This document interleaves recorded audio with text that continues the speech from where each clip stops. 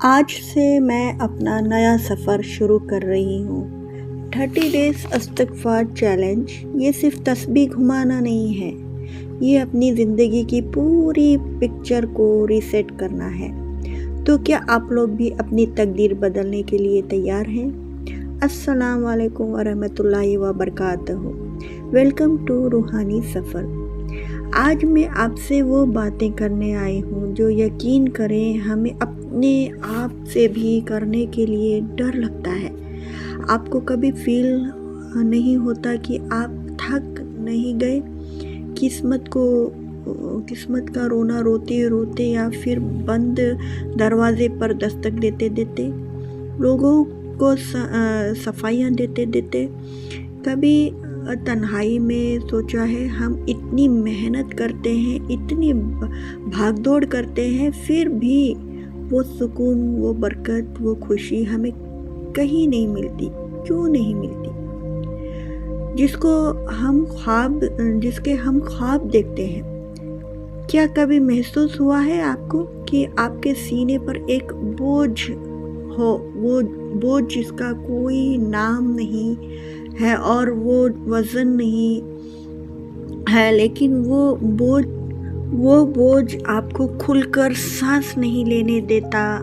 आज मैं यहाँ एक यूट्यूबर बनकर नहीं, बल्कि एक ऐसी बहन, आप लोगों की एक ऐसी टीचर या ऐसी गाइड बनकर बात कर रही हूँ जिसने लाइफ के खुद ऐसे थपेड़े खाए हुए हैं और फिर एक ऐसा दरवाज़ा पाया जहाँ से कोई खाली हाथ नहीं लौटता। मेरी बहनों, लोग कहते हैं ना कि तकदीर बदली नहीं जा सकती, तकदीर पहले से ही लिखी जा चुकी है।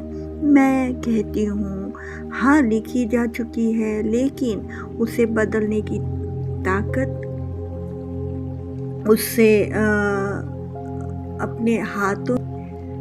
उसे बदलने की ताकत उसने ही अपने हाथ में रखी है, जिसने उस तकदीर को लिखा है। तकदीर को बदलने वाला हथियार का नाम पता है क्या है? इस्तिग़फ़ार।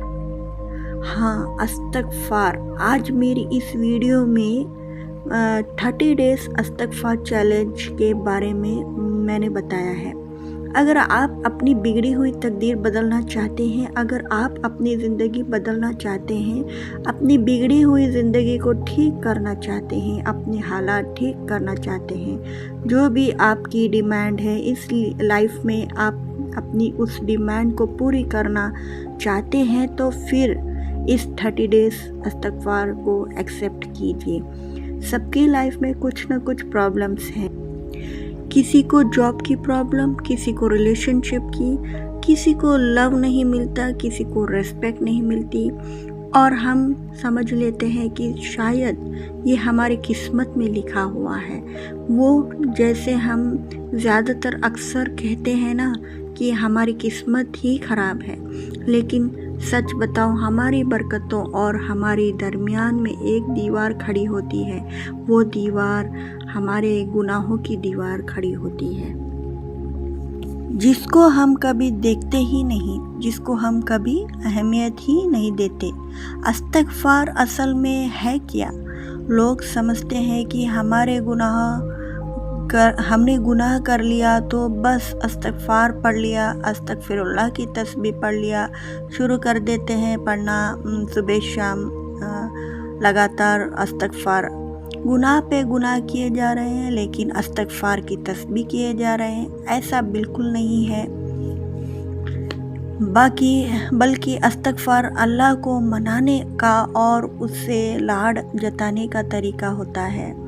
सोचिए, जब एक छोटा बच्चा जब कोई गलती करता है और अपनी अम्मी से माफ़ी मांगता है, तो क्या उसकी माँ उसे माफ़ नहीं करती? तो सोचिए, हमारा अल्लाह तो 70 माँओं की मोहब्बत रखने वाला है। वो क्यों माफ़ नहीं करेगा हमें? अपने बंदों को क्यों माफ़ नहीं करेगा? बल्कि वो तो पुकारता रहता है कि है क्या कोई माफ़ी मांगने वाला? और हम सोचते हैं हमारी अल्लाह नहीं सुनने वाला, हमारी अल्लाह नहीं सुन रहा। अफ़सोस की बात। वो तो सुन ही रहा है, लेकिन सोचिए क्या हमें उसे राज़ी करवाना आ रहा है। हमने उस तरीके से इस्तग़फ़ार किया, कहीं ना कहीं तो गलती हमसे हो रही है। तो इस्तग़फ़ार पढ़ने से पहले क्या करना है, किस तरह पढ़ना है, जानिए नेक्स्ट पार्ट में।